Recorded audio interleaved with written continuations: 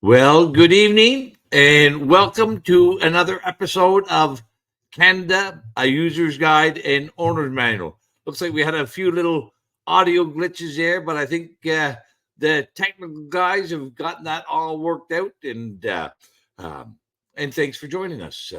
My name is Randy Hillier. Many of you will know I've been opposing government for about 25 years now. First as a activist, and then as an elected member of the legislature.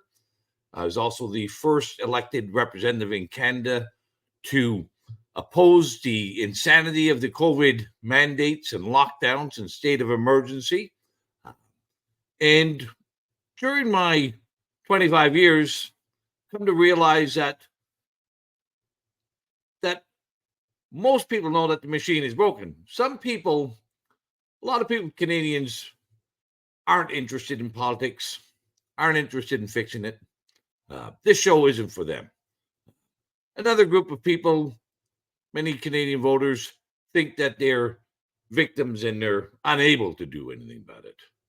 But a great many Canadians know the machine is broken, know that it needs to be fixed, but they lack the understanding or the knowledge or the vocabulary on how to fix it, how to participate in it, and how to fix this broken down machine we call politics and government. This show is meant for you, the people who want to be involved, want to be engaged, and want to fix this broken down machine. Tonight we're doing something a little bit different as well. After the live stream show on all the platforms, we'll be going directly into a Twitter space as well on the No More Lockdowns Twitter account. So join us there as well, and stay tuned for episode 3, how our political parties hijack the political process and create the illusion of choice. Stay tuned.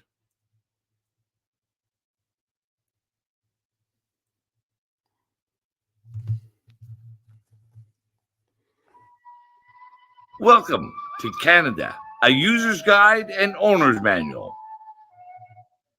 Many people want to fix this broken down machine called government. So join with me every week as we create an owner's manual to help people understand what these parts are, how they're supposed to fit together, and how to troubleshoot, maintain, and fix this broken down machine.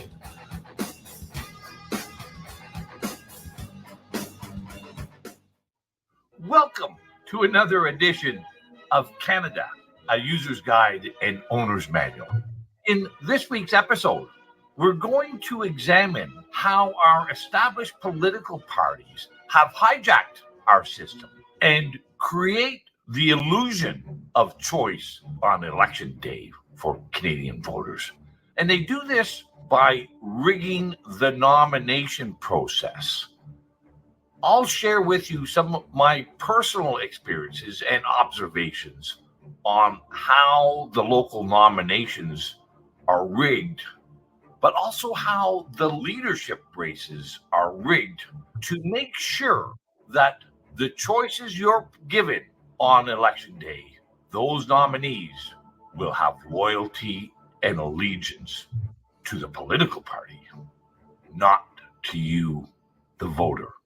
So join with me as we not only explore this subject, but also how we can fix and repair this broken aspect of our democracy.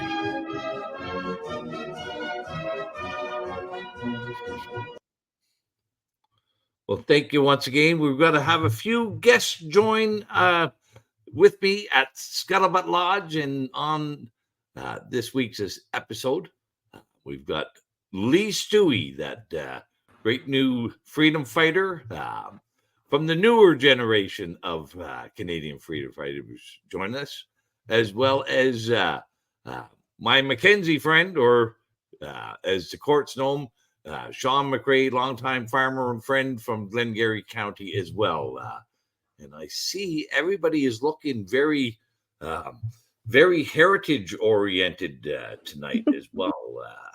But with the lodge in the background, the red ensign, and if that looks like a crown patent from many, many years ago, Mr. McRae.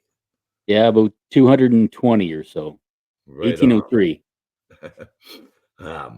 Well, that'll we'll have to get into those one day as well, but not for tonight.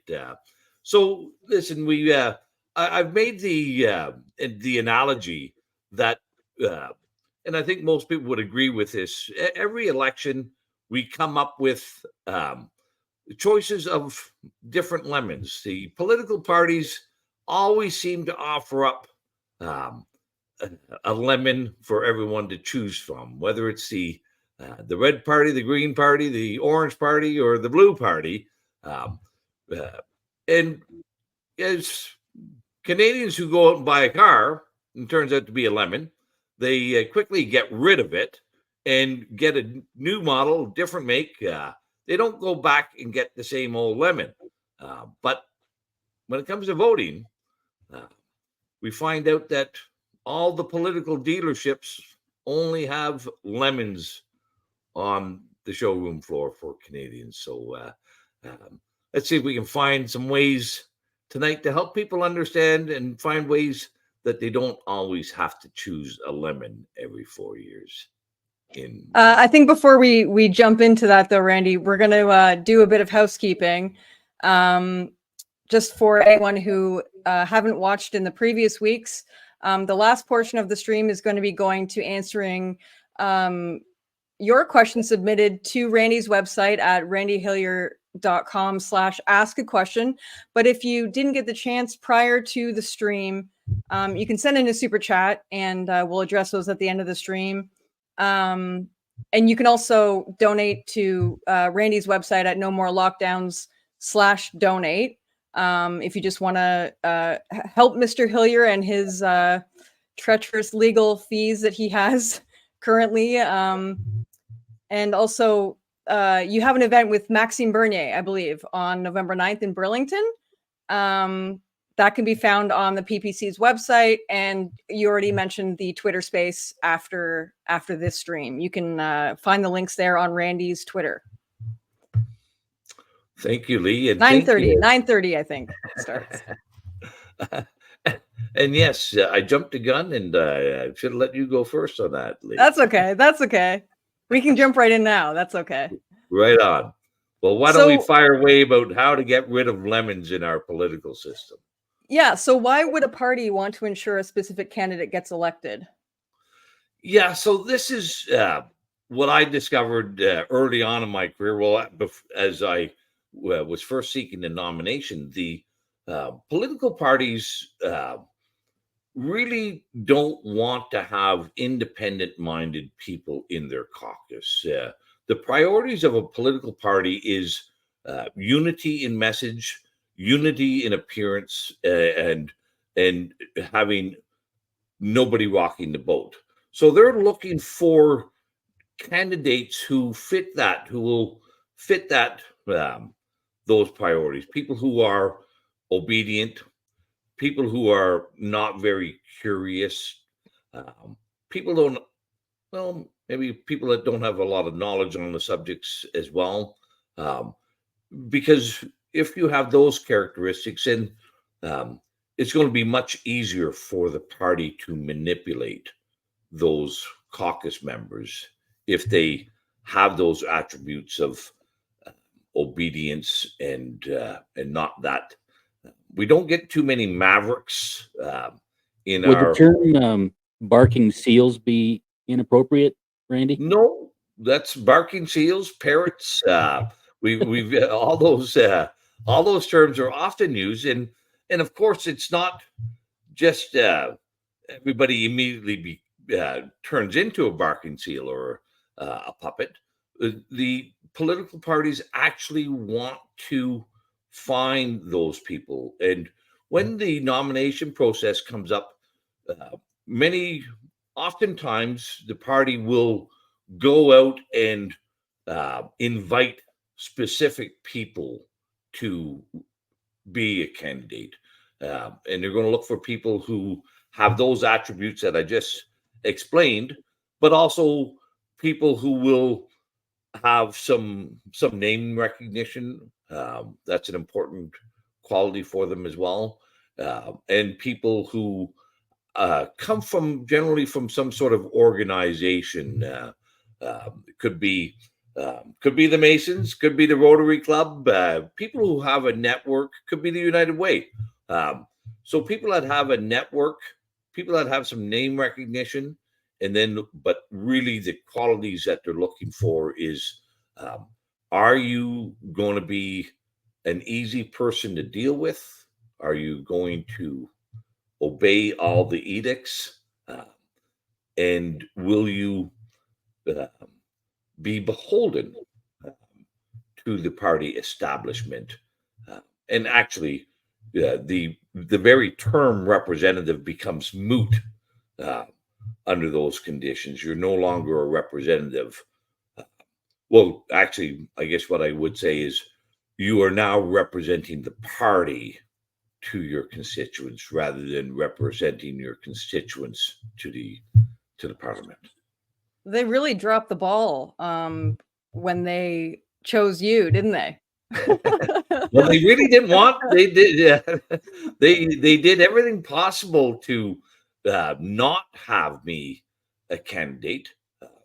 When I announced I was going to be the candidate or going to seek the nomination, and of course at that time I had just left the Landowners Association, and we were a very powerful and substantive organization throughout rural Ontario, and their preferred candidate for the riding was the son of the local riding president, who had also been a long-time staffer to the former member, Norm Sterling, and he fit all those attributes. He ticked off all the boxes that the party wanted, and and then I came along, and it was an interesting. This is my first experience with the inducements, the bribery, the coercive element of the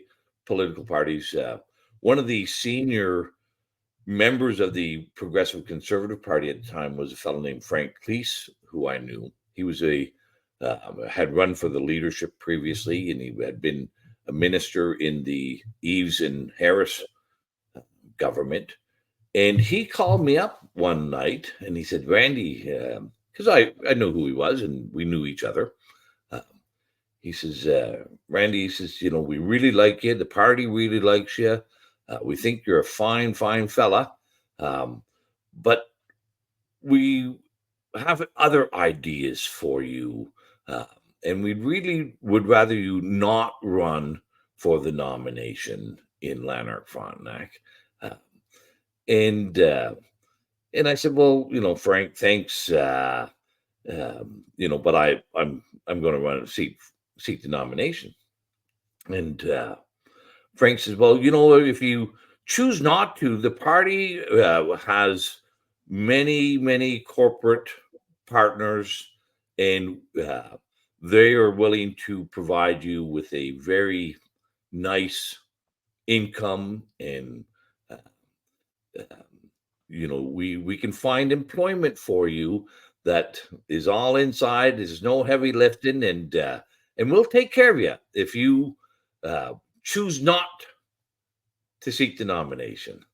And I said to Frank, I said, Frank, if I was doing this just for a job, I'd go back and be an electrician or something. But I had, this was not just about a job. And of course, these sorts of stories are seldom heard by the public. There's only one that comes to mind recently. Last year, high-profile U.S. Republican candidate Carrie Lake was revealed that they did with her. And I don't know if we've got a little clip, but it was amazing. The Republicans I was new to this. I didn't record Frank's conversation, But Kerry Lake recorded the conversation. We should hear what goes on some of these phone calls.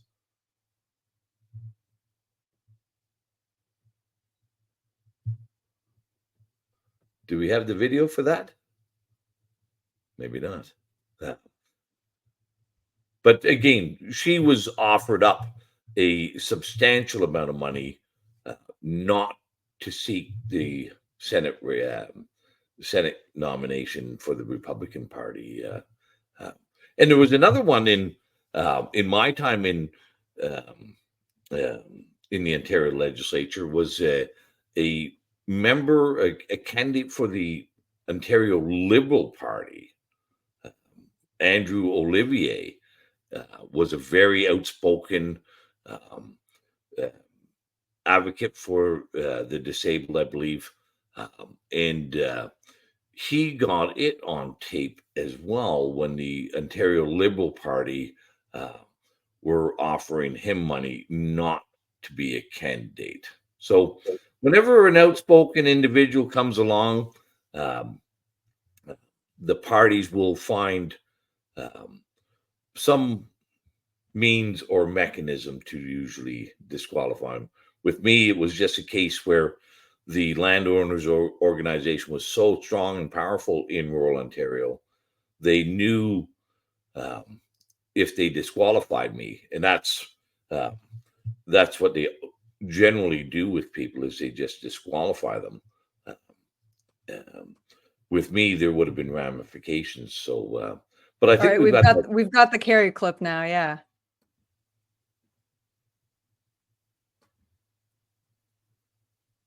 We want to pivot, Vaughn, to this new audio that NBC just obtained of the Arizona GOP chair trying to convince Arizona Republican Kerry Lake not to run in this year's U.S. Senate race. Let's take a listen.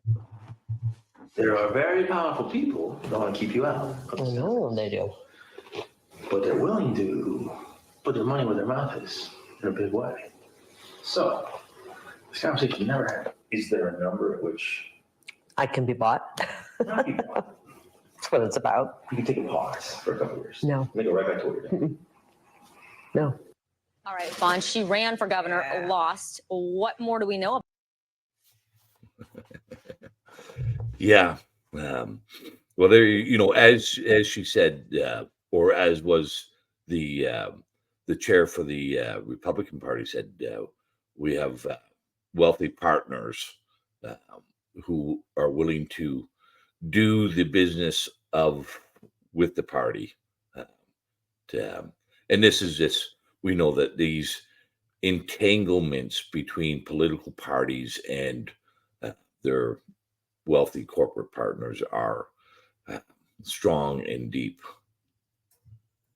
And if, like you, Randy, a potential candidate is successful in obtaining the nomination and gets elected, but has that honesty of character, and what happens to them after that? We see the odd time someone resigns from the party and becomes an independent.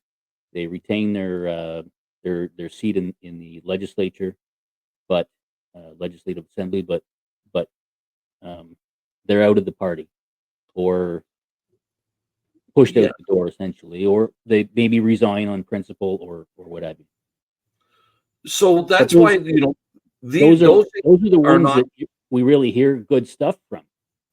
Whenever COVID stuff is going on, like I remember, I think it was late in the summer of 2021, there was the Doug Ford Conservatives were going to push through another extension to the lockdowns and the emergencies situation, and they tried to pull it off on a Friday afternoon, and there were two independents in the House that said, we need this to be a recorded vote. So they put it off for a week to the next Friday, and the vote was recorded. So those of us who were paying attention were able to maybe tune up our MPP a little bit because they either didn't show up that day or they abstained or voted one way or the other. But there was quite a bit of cowardice involved at that time. Yeah. But it was those independents that really forced that vote. Yeah, I remember that well. But that's again, um, parties don't like kicking out caucus members. They will do it. There's no question. But but that's bad optics. It goes against what they're looking for. They want to always put the picture in front of the public that they're united. They're all one.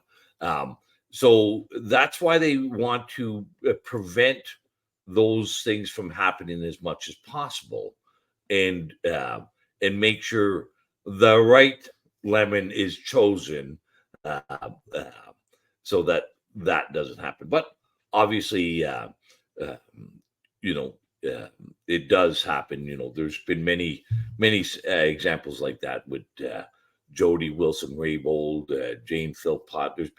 There are people who stand on principle and conviction afterwards, and even though they may have been selected for those attributes, they find some conviction somewhere along the line, and well, they find themselves out. But So the how party do has many mechanisms. Go ahead, Lee. how do political parties ensure that a candidate's going to toe the line? Well, one of the often unseen elements of the nomination process as well is whenever somebody applies to be a candidate with a major political party, there is a real thorough screening of that individual's background. Their Nowadays, of course, that would include all their social media posts, but it's also significant screening of all their financial activities, any matters in the courts, any any family matters. They root through the closet of each candidate very significantly, and that is utilized. They will tell the candidate, well, we need to know everything about you, because that's what the other team is going to do. They're going to root through and know everything about you. So you better tell us everything there is to know about you so we can protect you. But usually, and most often, the information that they get about individual candidates is then used to keep that person in line. The party will know if you did some things that you ought not to have done years previously, or things that you've done that you might not want to have others know about. The party has that information, and they will use it. They will leak that information to the press, and I saw that many times. And even um, even things that the party finds out about a candidate ongoing, um, uh, you'll see many times people who leave politics unexpectedly is because they got word that the party was going to release some of the dirt that they have on that individual, and it's better for and that individual would often want to keep that hush hush. So that happens. That's another form of coercion that the party uses on its members. So you spoke a bit about your own experience with the nomination or election interference. What are some tactics used to rig a leadership election? Yeah, well, Sean and I were at the first time we saw that was the John Tory leadership race. Not his leadership race, his leadership review. And that was in 2008 in London, Ontario. And the party had a mandatory leadership review that, because Tory had lost the 2007 election, a great many Conservative members were not happy with John Tory.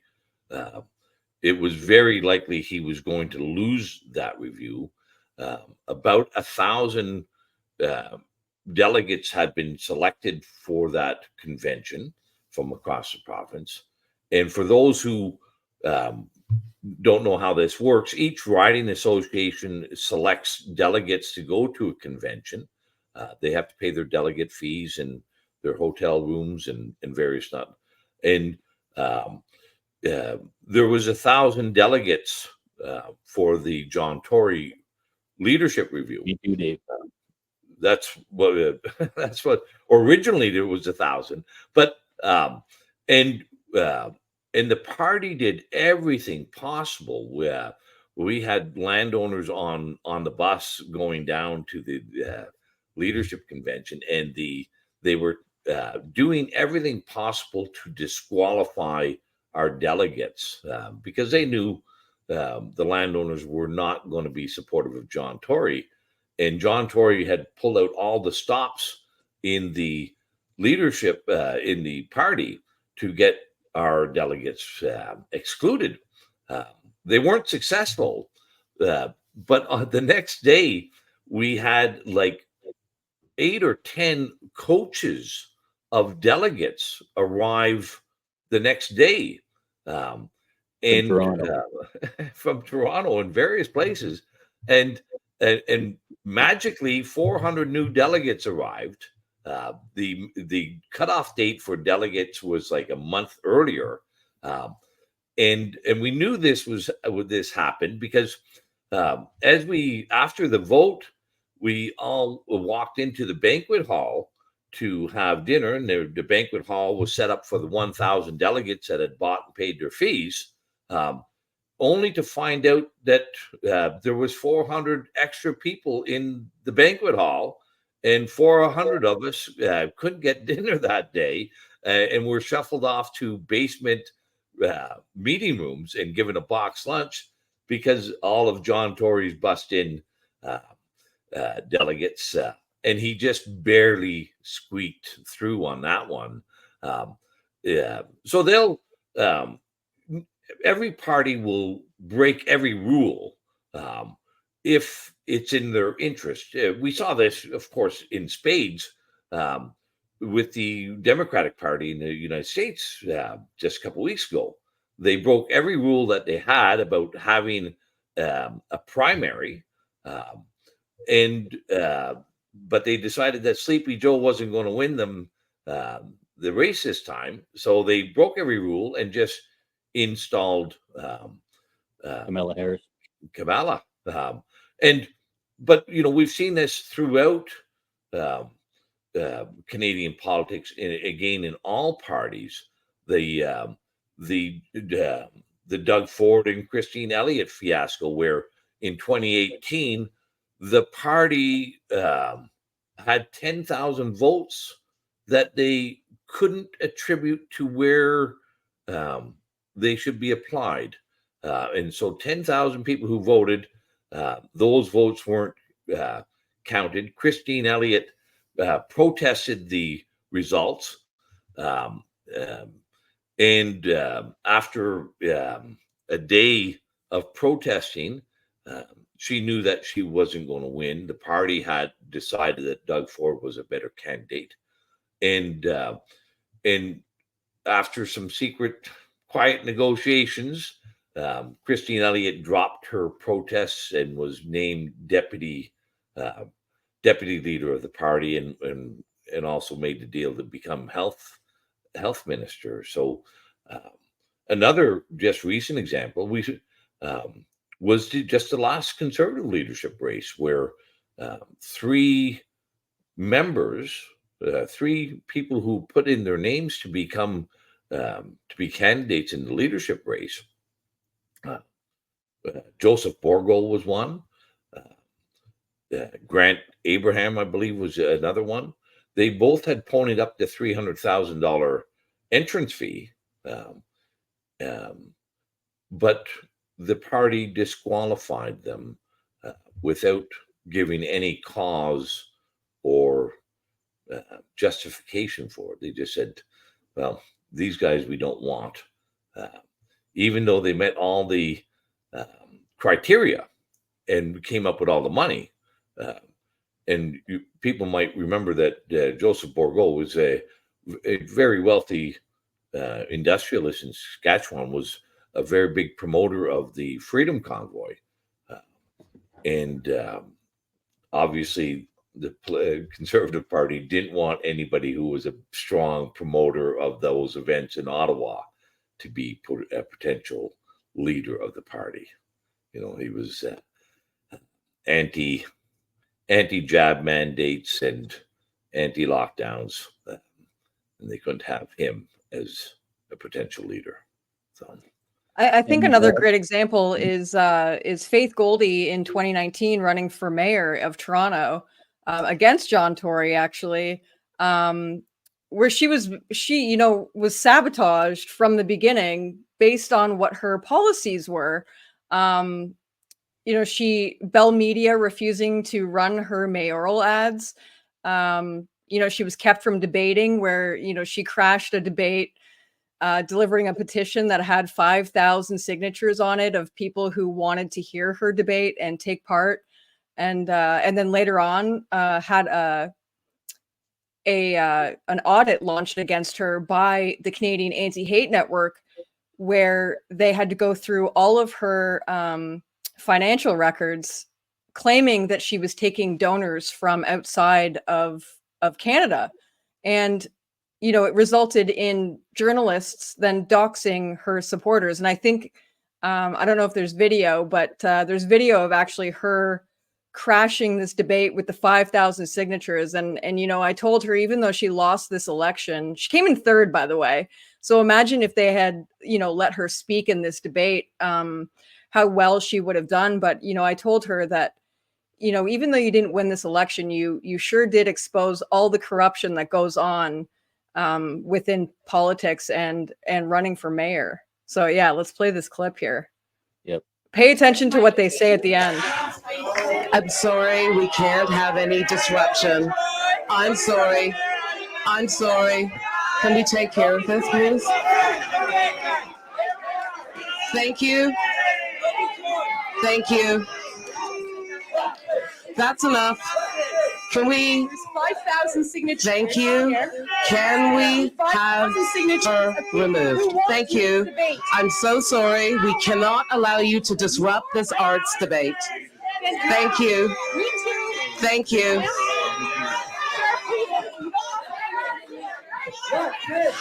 We're all going to take 1 second, and then we're going to move anybody who is disrupting this debate out of the theater. Okay, this is very important. Volunteers have worked very, very hard to get this debate off the ground. It's the first debate for our city. And if you care about the city, you will allow our candidates to actually talk. If you care about this city, you will allow our delegates to talk as they're escorting her off stage. It's just, and Maxime Bernier was subject to this as well, where he wasn't allowed to debate. But yeah, Faith Goldie comes to mind when I heard rigging elections. I was like, yep, I have the perfect example for this. Well, I think there's a couple of aspects of that. Like, that was not a political party rigging. Obviously, that was a Toronto mayoralty campaign. There was at least six people vying for that position. The corporate system, the political system saw that 5 of them were acceptable candidates that were going to fit that mold of being obedient, compliant. They were not going to be mavericks, but there was one that didn't fit that mold, and her name was Faith Goldie. So now it wasn't just the political parties rigging the process, but the corporate entities like Bell Media not allowing her to have adverts. The all candidates debates excluding her from any debates to silence and prevent her. Well, as Elon would say, limit the reach of those candidates. So, but I, Sean, you were an independent candidate as well. This is a normal process that the media and the other players oftentimes will not allow independent or disruptive, potentially disrupting or maverick candidates to have a voice. Right. Or someone who actually knows the issues and wants to debate them, and not from the perspective of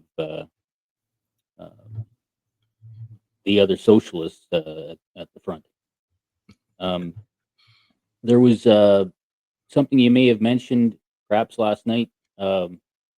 Sneaky Patty Brown, did he have a little trick up his sleeve at some point? Who's that now again? Patrick Brown. Yeah. He was very prolific. Yeah. But let's just finish off with Faith there. I think she was she was very knowledgeable. So that's an X against her. She wasn't compliant or obedient, so there's a couple more X's against her.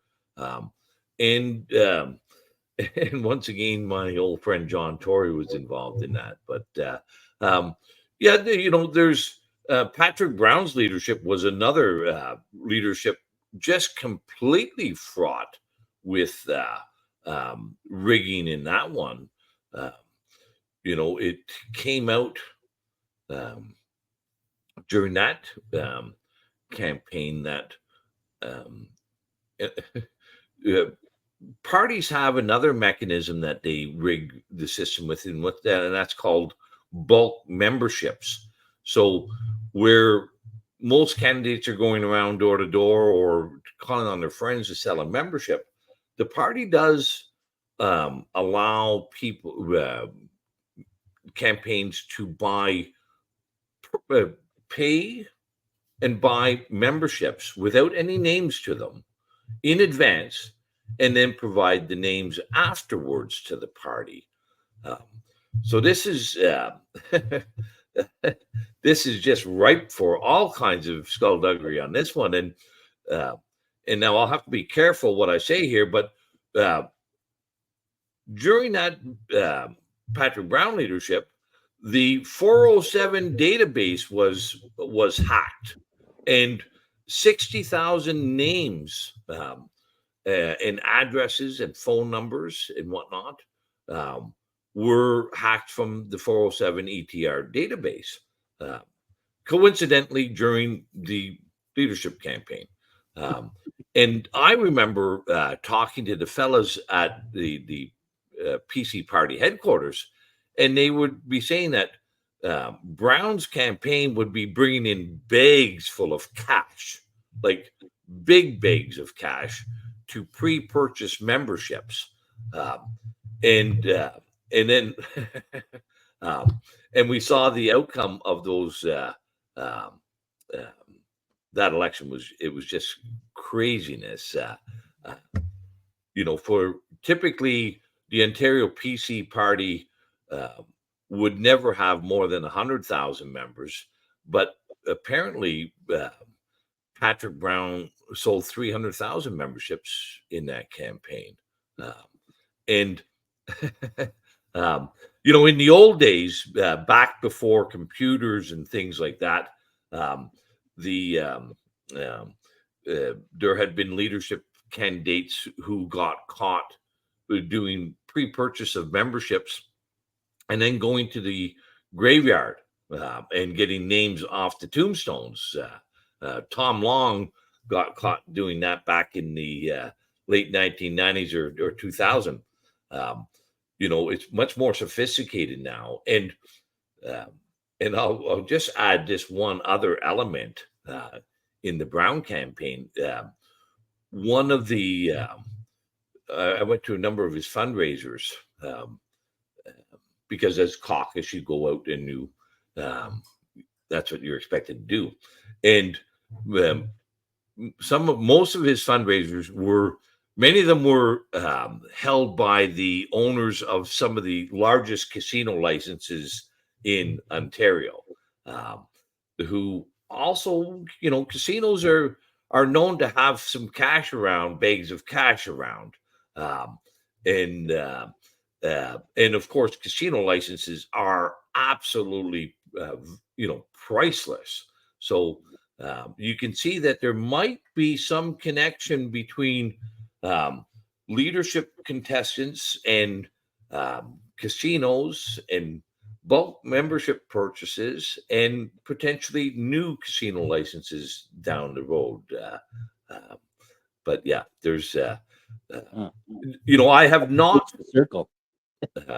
Well, I would say that as far as I know, the only leadership race that I saw that in all my time was that I think was fair was the leadership race that I was in 2009.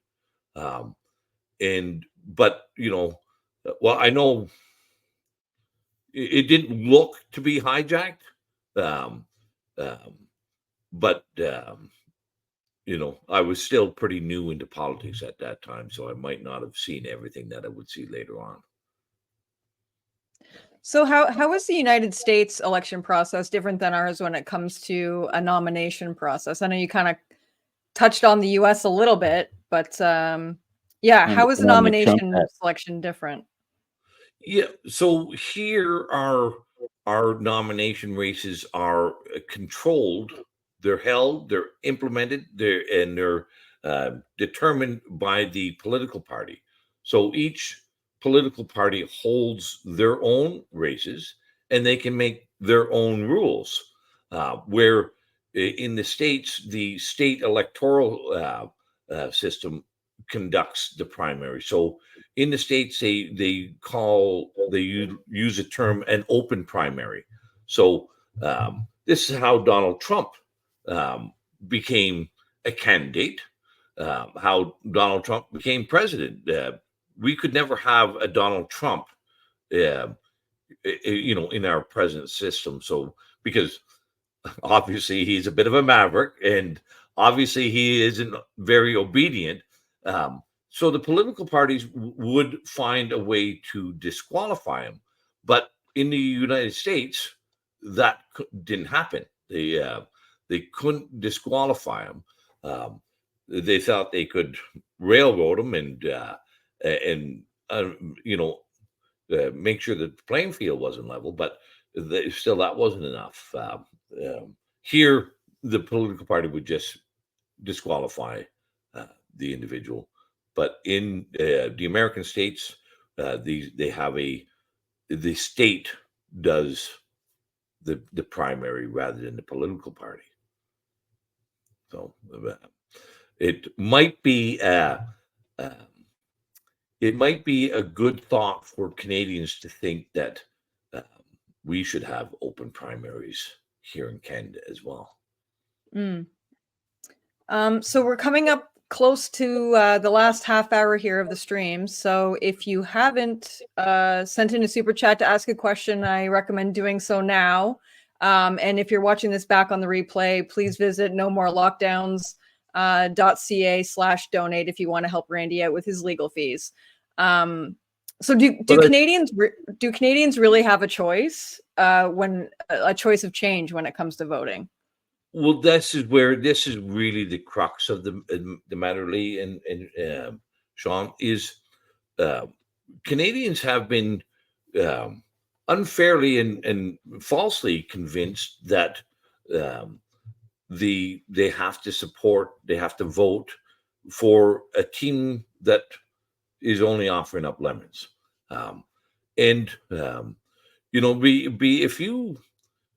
Most people don't realize that if you go and look at the ballot in your next general election, there will probably be 7, 8, 9, 10 different names on that ballot, but everybody will be only thinking of probably 3, maybe 4. And they don't even consider the other 5 or 6 names on the ballot.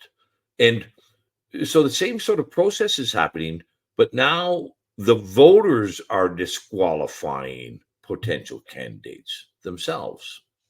And they're just saying that they're not even worth looking at or considering. And if we go back and look at this objectively, I would say for those people who want to be involved and want to be engaged and want to fix the system,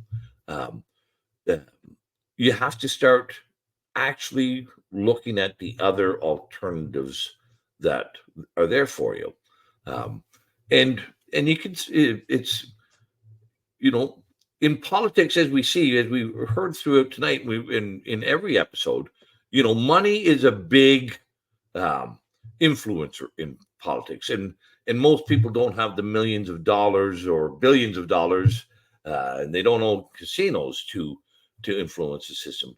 But we do have our own voices. We have our own efforts, and I would say, people who are looking at the next upcoming general election, they should go on the Wikipedia page for their riding and see who ran last time, right?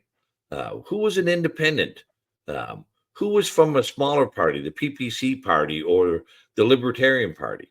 And they could give those people a call up and say, I want to talk to you. I want to find out if you're a good candidate or not. And if I think you are a good candidate, I'd like to help you out. And then maybe I'll ask my friends to help you out as well. We can, individuals can equalize this this influence of money if they put a little bit of time and a little bit of effort into it. And again, I'll share a personal story with everybody on listening in. When I first got involved in politics, was because there was what was called the Reform Party, and it was a small, party. It had been trying and didn't get any seats beyond Manitoba, but I thought the candidate who was running in my riding and the Reform Party looked like a good quality option and alternative, even though nobody thought they would ever win, right? Back 25 years ago. And so I met with the candidate, thought he was a good person, and I hosted events in my house with neighbors to come and meet the candidate. And then I encouraged other people to do the same thing. Well, in Ontario, the Reform Party, it changed into the Alliance, but in my riding was the first time we had a Reform Alliance member elected in Ontario. And this was a strong conservative riding. Everybody thought it would always be conservative. Nobody ever thought that it would be anything but conservative. And sure enough, the Reform Alliance candidate won. And it's just by finding out who's a potential candidate early on, preferably, and helping those candidates out, getting to be known, getting people to know what the party stands for, what the candidate, if the candidate is a competent and capable individual. And I can say that I was part of that, building up a volunteer base to help out that candidate.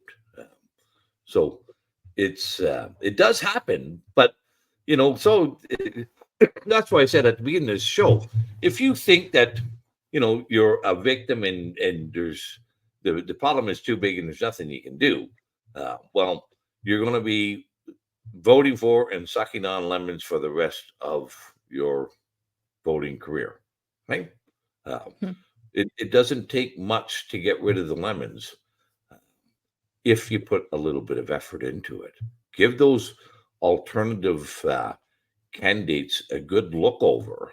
You might be really surprised that there's some nuggets in there, maybe even some gems that would do so much better um, for you than um,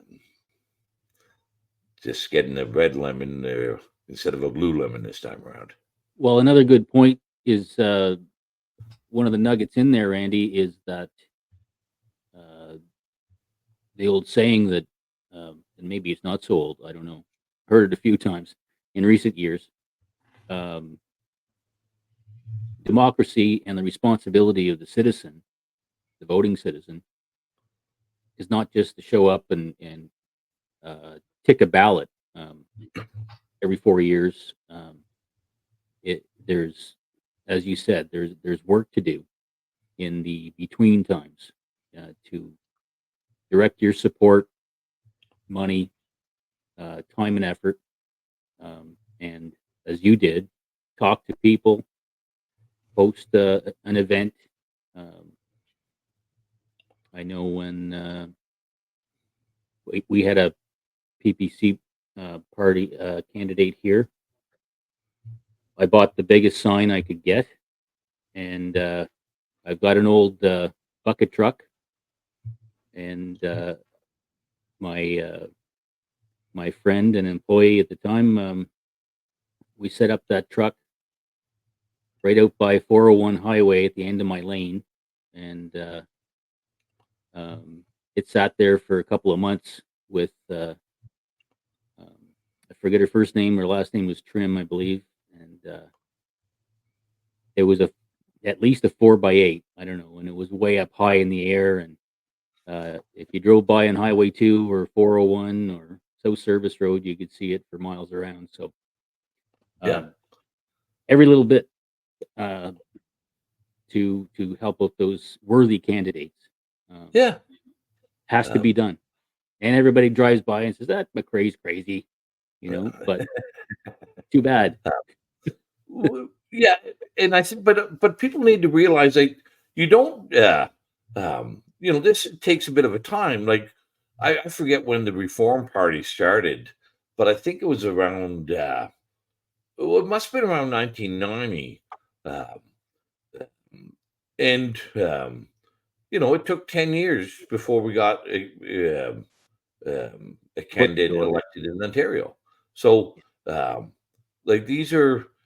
But people should realize, if I go back to that car analogy, most car buyers in Canada will spend much more time evaluating and thinking about and analyzing what new car or truck they're going to buy than what the amount of time that they give to who they're going to vote for. And I'll put it in this perspective. Government is going to take, by the time you count it all up, the government is going to take over 50% of your income, either between income tax, sales taxes, property taxes, excise taxes. Over 50% of all your money is going to be going to government. Some people a lot more. Surely that must be worth spending a little bit of time.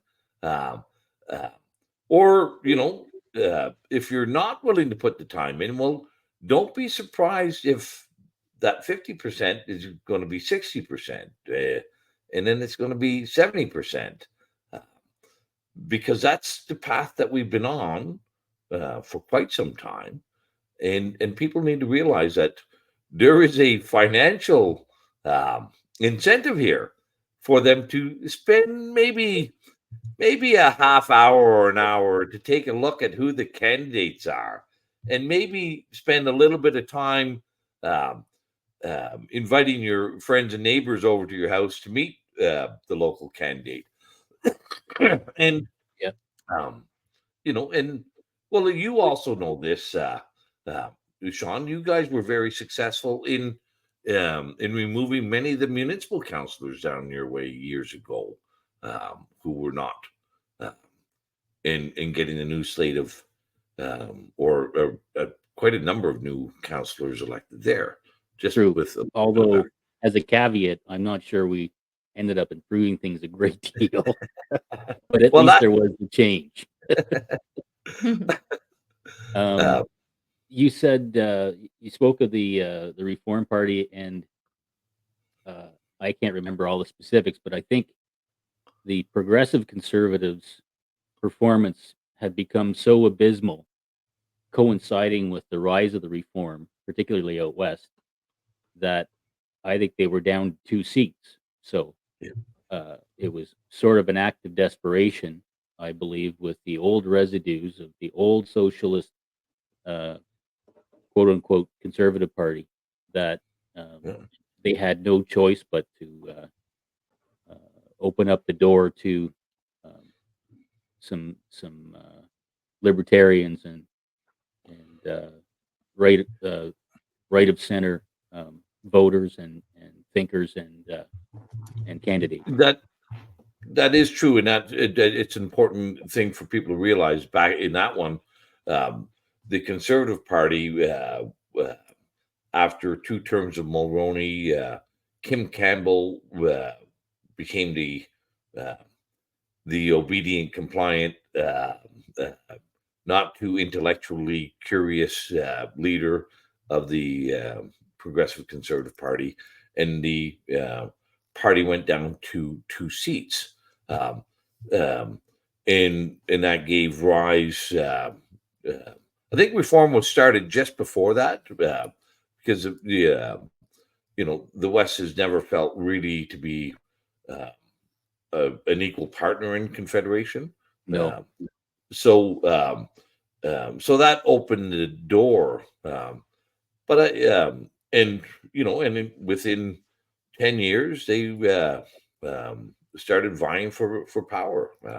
Unfortunately, they became the dysfunctional, and merged with the Conservative Party, and lost all of their principles that they yes, once stood for: the equal and elected Senate, the referendums, the reform, recall bills, all that went by the wayside.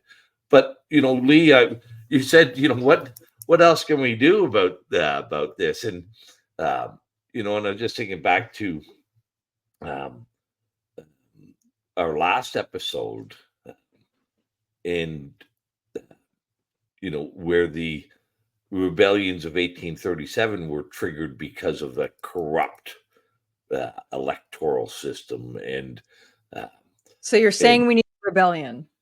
well, I think there's any there's form. two there's going to be two paths ahead of us. Um, One, we either get off our couches and become involved and engaged in the electoral system, um, or history shows that um, will rise to rebellion. That's reform or rebellion. That's how the history has shown, and I think, yeah, uh, we're going to see tomorrow. We have a significant ballot day in the states, and we're going to see. Will the system, will the machine allow a disruptor uh, named Trump? Will they allow that maverick and that disruptor uh, uh, to take the presidency? Will allow him to win the presidency. Uh, I haven't read this book in probably 15 years. I don't know if it's going to show up there, but it's Ron Paul's The Revolution. It's not a very long read, but it's another word that could be used to describe changing things, Yeah. because the citizenry ultimately are supposed to be the boss. Yeah. They just have to get interested and active and fed up to a great degree with, um, in the Americans' case, unending wars and the big pharma, the military complex, the um, all of the levers being pulled by um, big corporations or corrupt politicians that are not representing the people or acting in their best interests. Yeah, ultimately. So Yeah. Well, and revolution's a good word, because revolution doesn't just have that connotation of military. Yeah. right. We use the term cultural revolution. Revolutions can come in many different aspects, and um, so yeah, a cultural electoral revolution, where Canadians decide to get engaged, to be involved, and not just select the corporate um, lemon, and Or not maybe, even show up to vote. or yeah. Well, here's another thing. Um, I was just taking a look at, um, uh, for whatever reason, um, um, in your riding last election, Sean, I think it was yours, um, Federally or provincially? uh, uh, federally, Okay. um, um, you had, um, and this was odd. I think you had more people not vote than vote last. I know that happened provincially, but it Yeah, also happened federally. So again, you think about these people who say, "Well, there's nothing we can do." that's Um, right. uh, and it went something like this in Glengarry. The person who won the election got 20,000 votes, and 44,000 people stayed at home and didn't vote at all. Yeah. So That's and those statistics are commonplace.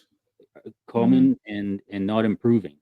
Yeah. Maybe the next time around might be different because uh, the growing antipathy for the Trudeau Liberals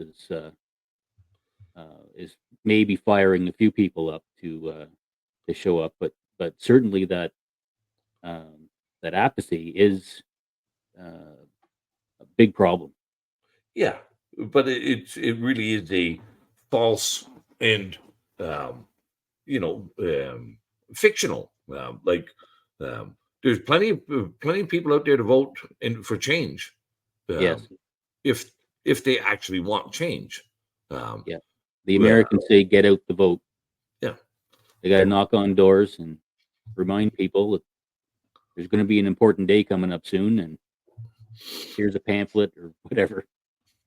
So I just got to jump in here because we're at Run out of time. close to the last 15 minutes, and we've got 2 questions here before you have to run to your Twitter space here. So from your website, and I'll repeat this again, that if you want to submit a question before the stream, we always give a preview to what the next stream is going to be about. You can submit questions to Randy's website, randyhillier.com/ask a question. So yeah, we have one question from that website, and then also a super chat came in that we'll get to. So from your website, it says, "What influence do Freemasons have on our political system, unions, and other entities in Canada?"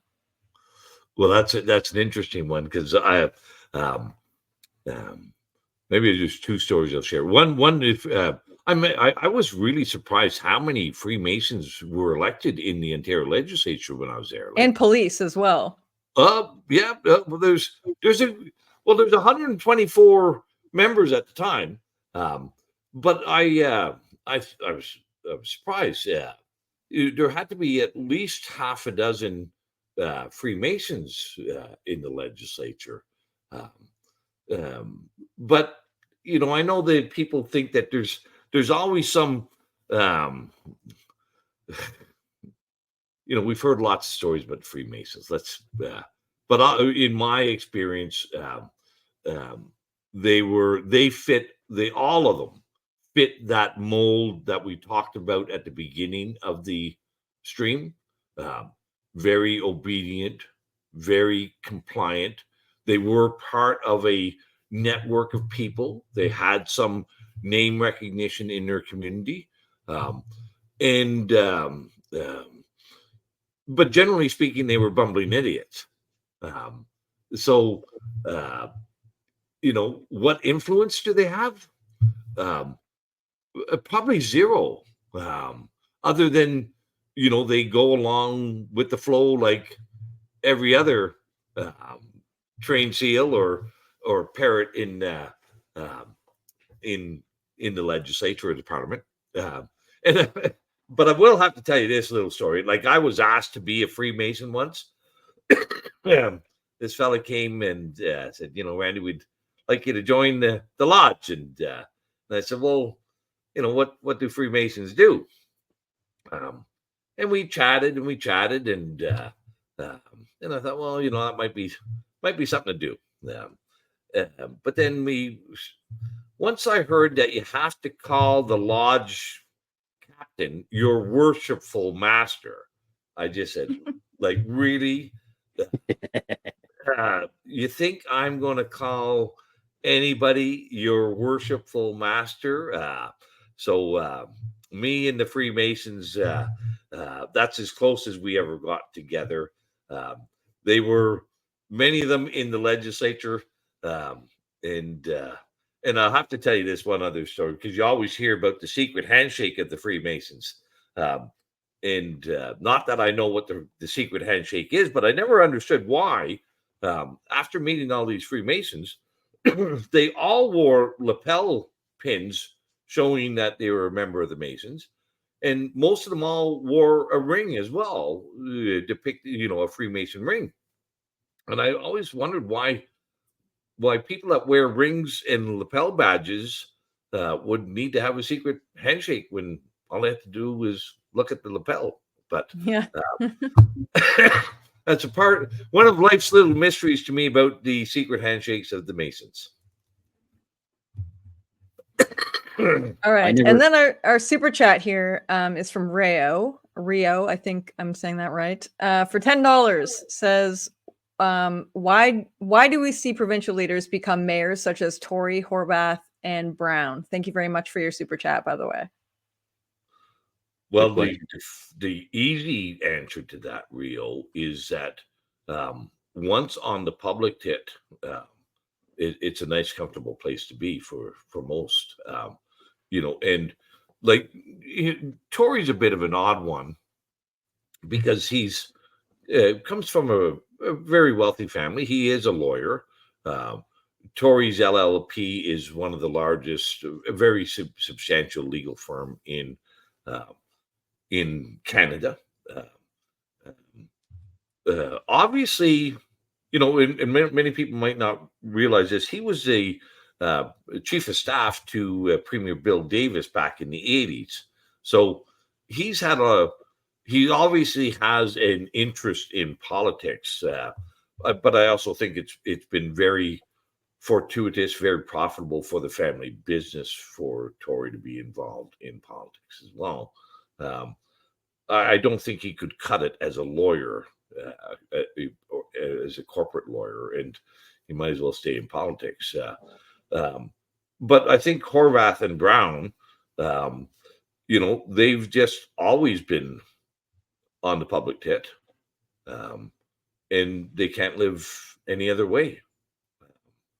And they and listen, a lot of people might not realize this.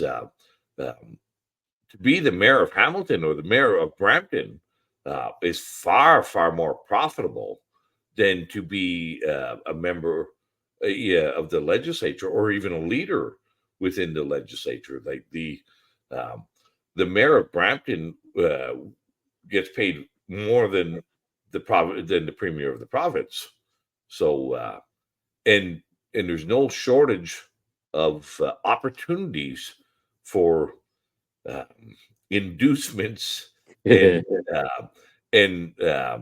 profitable other undertakings in municipal government as there is in provincial or federal government.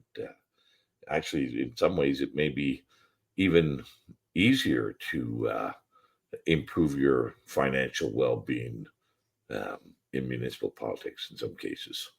So I don't know if that's the question, that's the answer you're looking for, Rio, but once on the public teat, not too many people leave it. All right. Well, I think that's all we have here. So Randy's going to be on a Twitter space after this, starting at 9:30. You can find links to that on his Twitter page. Are you just at Randy Hillier on Twitter? No, the Twitter space is being hosted on the there's No a link More there in the Lockdowns- chat. No More Lockdown account. It's at NML_Canada. They are hosting the Twitter space. It should be operating now, but once I get on it, I'll share it out on from my Twitter account as well. Sweet. Did All right. Did you want me to help close things off, Randy, with a little honk honk? Oh yeah. That's it. You still have a horn from the old days? Well, that same friend of mine that helped set up the bucket truck made me a horn last year. So right on. He works on a fleet of transports, and so I said, if you ever have an extra one kicking around, send it my way. Maybe at the end we'll let you get her charged up. We wouldn't want to do it too much. There may if there's anybody in Ottawa, they may fall off their chair if they hear. I hear they curl up in a fetal position and suck their thumb. Anyway. Well, let's see. We've got to do what else we have to do. I guess we got to talk about next week. Maybe I'll just make a couple little mentions for shows that we know are upcoming. Next week we're going to be speaking about some of the is it foreign interference that's happening in our country, or is it political collaboration? And then the week after, we have Professor Bruce Pardy from Queen's University joining us for a discussion on the basics of Constitution 101. And then the following week, on November 25th, we have one of my the former premier of Newfoundland, Brian Peckford, will be joining with us for a discussion on the Charter of Rights and Freedoms. And I think that'll be very timely with what's going on with the discussions in Alberta about their Bill of Rights in Alberta. So looking forward to lots that. more interesting things to come. Excellent. All right, I think we're going to play out on a video here, right? Right on. We'll play the outgo, and we'll see you all again next week. Thanks, Randy. Thanks, Randy. Started to buy large portions of Vancouver real estate in the late 80s. This coincided with the arrival of triads that are very related to tycoons and a flow in of heroin.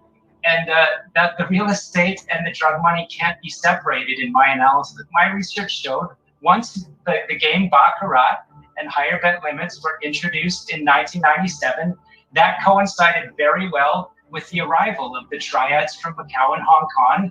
And the money laundering that was accepted by the local police and BC government just rose exponentially from that point. More than $5 billion in dirty money went into the real estate market last year alone. At a high level, China is making huge money from fentanyl. It's made in the factories. It's coming west. They could stop it if they wanted to, but they're not. So what's the problem here? Their mindset is entirely different than ours. We go in free trade negotiations with the objective of facilitating the private sector. Right. They're going in with the objective of facilitating the Chinese state meeting its objectives. It's a Chinese intelligence tactic to label critics of the Chinese Communist Party as anti-Asian or racist. One of the things we've seen, unfortunately, over the past years is a rise in anti-Asian racism linked to the pandemic and concerns being risen around people's loyalties. I want to make everyone understand fully. Han Dong is an outstanding member of our team, and suggestions that he is somehow not loyal to Canada should not be entertained. Our Prime Minister is echoing a Chinese intelligence argument, whether he knows it or not. When we take a look at all these different subjects in this week's episode, we might want to ask ourselves, is it foreign interference, or is it indeed foreign collaboration with our political parties? Stay tuned.